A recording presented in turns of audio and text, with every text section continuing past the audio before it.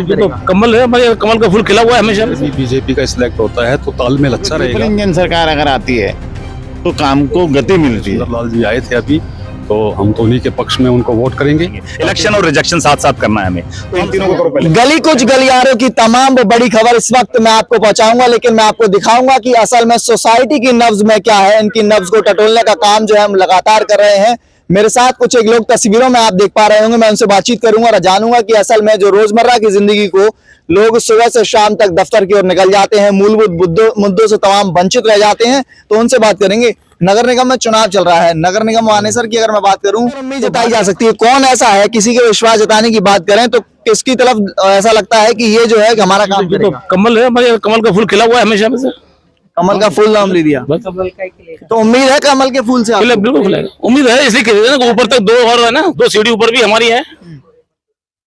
Sir, इनकी बात से आप कितना इत्तेफाक रखते हैं? नहीं, मैं इनसे बहुत सहमत हूँ, बिकॉज सेंटर में भी हमारे बीजेपी की सरकार है और स्टेट में भी बीजेपी की सरकार है। तो अगर यहाँ पे भी मेयर भी बीजेपी का सिलेक्ट होता है तो तालमेल अच्छा रहेगा और जिससे जो ना विकास कार्य को स्पीड मिलेगी। तो ये हम चाहेंगे कि हमारे सुंदरलाल जी आए थे अभी, तो हम तो उन्हीं के पक्ष में उनको वोट करेंगे, ताकि हम हमारी जो समस्याएं हैं, बुनियादी समस्याएं हैं, जो हमारे मौलिक अधिकार हैं, जो संविधान के हिसाब से हमारे को मिलने चाहिए, हमारे यहाँ पे वो हमारे को नहीं मिल रहे हैं। बिजली की समस्या है, पानी की समस्या है, सीवरेज की समस्या है, रोड की समस्या है, सेफ्टी की समस्या है। तो बहुत सारी समस्याएं ऐसी हैं जो कि हमें, जो इनका समाधान निकाल देगा, ठीक कर देगा, हम उसी को वोट देंगे और वो हमें उम्मीद है इन पे, बीजेपी पे।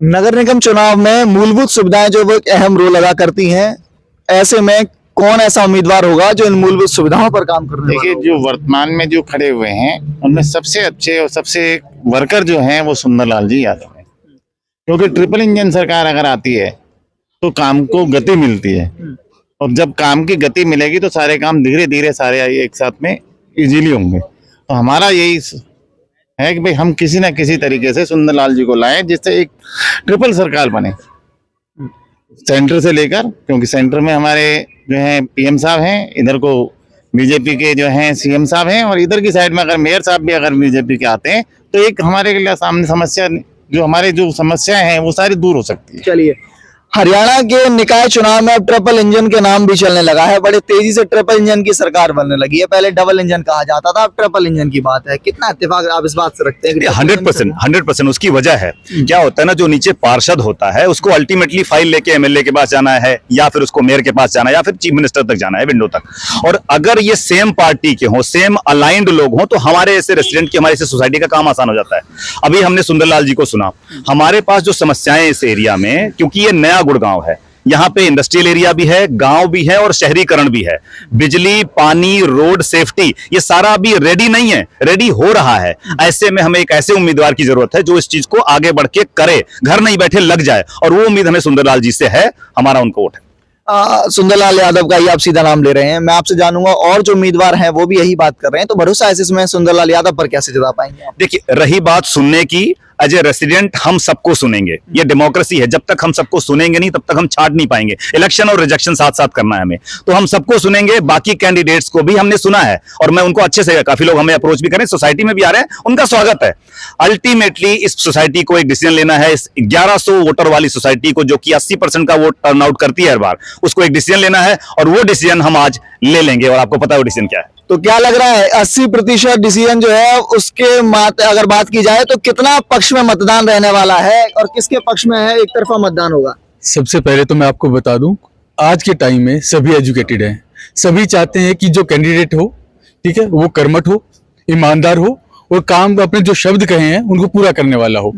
पिछले 9 सालों से, जब से हम इसमें न्यू गुड़गांव में आए हैं, हमने श्याम सुंदर जी को तब से देखा है, सुंदरलाल जी को तब से देखा है जब वो गली गली में जाके हर बंदे से उसकी क्वेश्चन पूछते थे, जिन्होंने लॉकडाउन के टाइम पे लोगों को, जहां पे जाति मतभेद को मिटा के उन्होंने आगे बढ़ के इंसानियत के लिए काम किया। वो उम्मीदवार जब आगे आके वोट के लिए बात कर रहा है, तो ये हमारी भी हमें भी अपने अंदर जाके देखना चाहिए, क्या हम ऐसे बंदे का साथ नहीं देंगे जो इंसानियत के नाते, जिन्हें लोगों की सेवा की।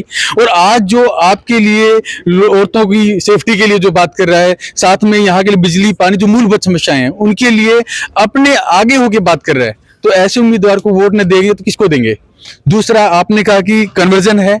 सो मैं मेरी सोसाइटी में, मेरे क्षेत्र का जहां तक मेरा प्रभाव है, मैं 100% श्योरिटी देता हूं कि हम एक मत से ऐसे ईमानदार नेता को जरूर चुनेंगे जो आगे चल के हमारी समस्याओं को और हमें भी पूरे तरीके से आगे अग्रेसिव लेके जाए। थैंक यू साहब, आपसे जानने की कोशिश करेंगे, सुंदरलाल यादव कितना सुंदर बना पाएंगे इस नगर निगम मानेसर को? देखिए, मेरा मानना है क्योंकि ये बीजेपी से जुड़े हुए हैं और बीजेपी एक ऐसी पार्टी है जो नंबर 1 है, तो सुंदरलाल जी हमारे लिए बहुत अच्छा काम करेंगे, मेरा यही मानना है। मैं आपसे जानना चाहूंगा साहब, जिस तरीके से तमाम लोग हैं वो इस बात का दावा कर रहे हैं कि नगर निगम मानेसर में कमल खिलने वाला है, आपको क्या लगता है कि कमल खिलेगा? ये जो वादे हैं सिर्फ वादे के वादे रह जाएंगे, इन पर दावे अमल नहीं हो पाएंगे?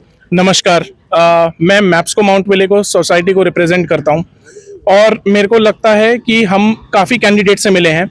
सुंदरलाल सरपंच जी जो बीजेपी के कैंडिडेट हैं, जो खड़े हुए हैं मेयर की पोजीशन के लिए, हमने उनको जस्ट अभी सुना है, हमने उनको ग्राउंड पे काम करते हुए देखा है और हमने उनकी जितने भी हम लोग जब भी उनके पास गए हैं, कोई भी समस्या लेकर गए हैं, वो हम लोगों के साथ एक परिवार की तरह खड़े रहे हैं।